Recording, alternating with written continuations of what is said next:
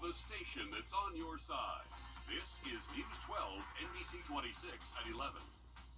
Today, we are able to breathe again.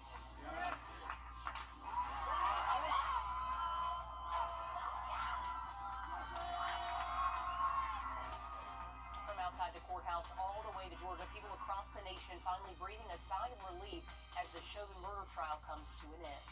And we begin with video tonight out of Minneapolis, where people are still gathering right now at that intersection where George Floyd lost his life. Today, a jury decided he was murdered by a police officer. Derek Chauvin found guilty of all three of the charges he faced today. He was convicted of second-degree unintentional murder, third-degree murder, and second-degrey manslaughter. But as our Celeste Springer tells us, reactions on that verdict are split between the law enforcement community here at home. The events of the summer of 2020 led us here. Find the defendant guilty. Derek Chauvin, convicted of murder. It's going to be talked about for decades to come. Burke County Sheriff Alfonso Williams says he does not stand with Derek Chauvin. It set us back in law enforcement for decades. It set this country back several decades. But former police chief Freddie Sanders sees something different when he watches this video. All he did was contain that man. He didn't put his knee down there to pressure him to choke him. He was containing that man until the medics got there. And while he says Chauvin was doing his job, It's not what the experts say, yes, he used excessive force. That's not the standard. It's what an objective, reasonable person would do in that circumstance. but Sheriff Williams says what happened to George Floyd goes against everything he'd expect of his own deputies. When the struggle stops, the force stops. And we did not find that in this case. Even after Floyd stopped struggling, Chauvin continued to have him pinned to the ground with his knee on his neck. That's not consistent with any training that we give. And from the protests to the courtroom debate and the irreversible death of George Floyd, None of it's good. None of it should be celebrated for anybody. this verdict still not the end of what happened here on May 25th, 2020. Celeste Springer, on your side.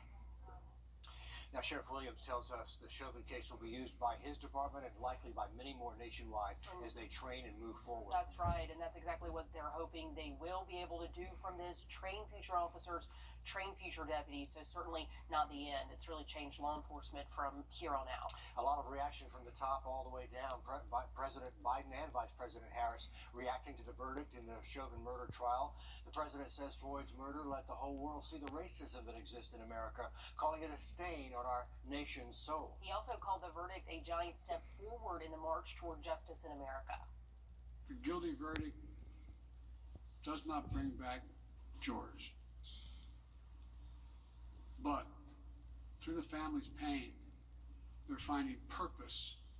So George's legacy will not be just about his death, but about what we must do in his memory.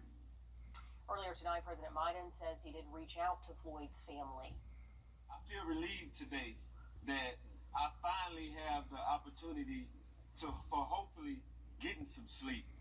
A lot of days that I prayed and I hoped and I was speaking everything into existence. I said I have faith that he will be convicted. Also, Ben Crump, the family lawyer, hopes the conviction is enough momentum for the George Floyd Justice in Policing Act to be passed and have President Biden sign it.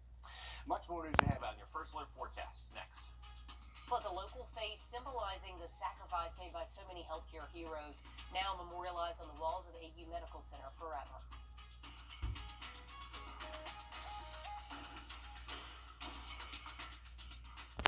.com. AU nurse manager Yolanda Kaur gave her life helping others. She died from COVID back in August. And since then, she's been a symbol for the sacrifice healthcare heroes around the country make every day. She's been featured on CNN, MSNBC, even honored at the Democratic National Convention. And now doctors at AU making sure her legacy lives on even after COVID is a distant memory.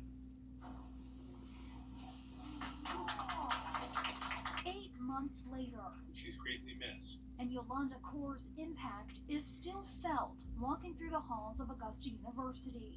If you aim for mediocrity, you get it every time or worse.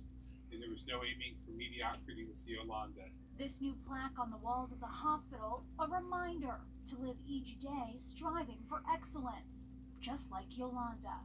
You take somebody who's highly intelligent, who's kind, empathetic, that's what you get. You get really a huge asset to patient care. Yolanda gave her life to COVID after fighting on the front lines as a nurse manager. She leaves behind a husband and 2 young boys, but her husband says she wouldn't have changed a thing. If she wanted to. She never complained one time about anything, about having to come in during the pandemic. She just knew it was what she had to do. And I think that's what makes her a great person and a great nurse.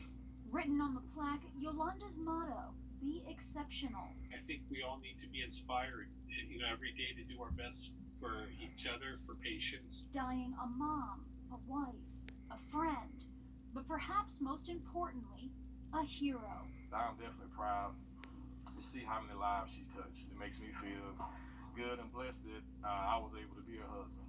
In Augusta, Sydney Heiberger, on your side. Well, doctors at AU also tell us they're starting a yearly lecture for medical students in honor of Yolanda. They're going to bring in a visiting professor to lead that discussion. And this year, that talk will be about reconstructive surgery for breast cancer patients. Yolanda worked on the surgery floor at AU, but really tough to put into words what she meant to so many people. That is certainly the truth, yeah. Taking a look outside over